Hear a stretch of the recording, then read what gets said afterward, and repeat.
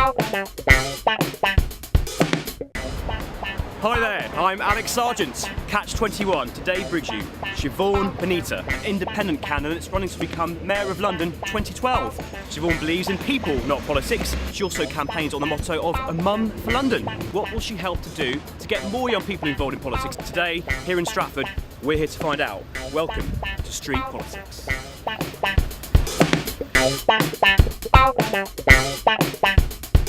Street politics. We get young people off the street to ask candidates running for office any question they like, here in Stratford. No spin, no script, no middleman, just street politics. So here we are. Siobhan, are you ready for your first young person to find? Yes. Okay, alright. Lady with the brown hat, hello. Hello, hi. Excuse me. Hi there. Hi. Young lady. Hi. Hi. How are you doing? We want to get people involved in the London mayoral election contest. Siobhan's running as an independent candidate. Okay. Would you like to go on a political date with Siobhan, ask her some questions about why she should become mayor of London? Very briefly. Okay. Yeah. Yes? Yes! Okay, alright. Yeah? Excellent. Yeah, why not? Yeah, definitely. Brilliant. Thank you very much indeed. Thank you. Thank you. I'm Arita. Yeah, hi Rita. I'm from East London. Yep. And I'm 23. I'm Casey, I'm 19 and I live in St John's Wood. My name is Rona. Hi Rona. Hi, I'm 20 years old and I'm from Newton. How do you think you're going to put your policies across if there is not a party who supports you? The mayoral, when you look at how it was set up, was never supposed to be party political. So you have the Assembly in London, which is made up of all the councillors from the boroughs. They're going to be party political, most of them, because they come up through the national parties. But the mayor is supposed to actually talk for Londoners. So it's supposed to put people above the party politics. So my role as mayor, I think, is to actually be lobbying government if I need to and saying there are so many things that aren't working well for Londoners.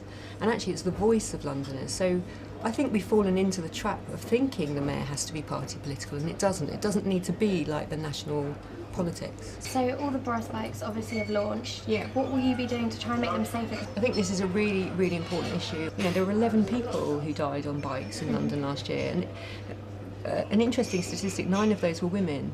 So there's definitely something about the way people are moving around London. There's not a simple answer to the cycle lane. I know all the candidates are going to be talking about this, but there are so many other better things that are being done in cities in other countries. So I think we really need to look at the best practice in other cities. I've got a sense that we can share our spaces much more fairly than we are at the moment, and we need to be quite creative about this. So, for example, I think both Boris and Ken have put forward ideas, but there's one way of doing cycle lanes. And actually in London, we're quite small, we're quite crowded. That's never going to work. If you look at what some of the other countries are doing, for example, if you've got, this is just an example, you couldn't do it everywhere, but it shows there are different ways of doing things. If you've got 2 pavements on a street, a wide street, for example, you can actually assign one of those to bikes, to rollerbladers, to people on skateboards, and actually say that's priority for moving people on their bikes and everything. The other one becomes the pedestrian pavement. So there are different ways of doing this. And also, for the outer boroughs, because I've got 2 children of my own, I don't commute in London on a bike, but what I do want to do is take my children cycling on the weekends.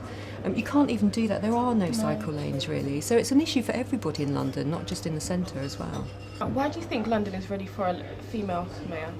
Wow, that's a really good question. We've never had one. There aren't enough women in public life in general. I mean, when you look at kind of diversity at the top of all our organisations, it's still really shocking. It's still underrepresented at all levels. Government in particular don't have enough women. I'm not saying vote for me because I'm a woman. I'm saying vote for me because I'm a credible, really good candidate.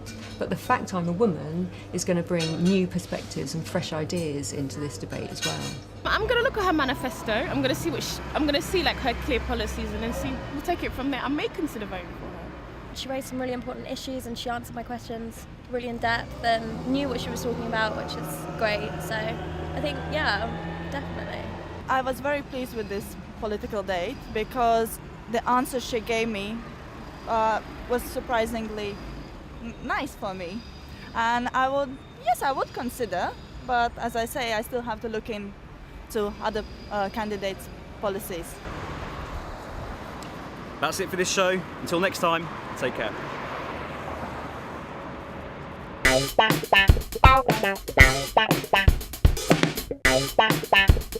Bye.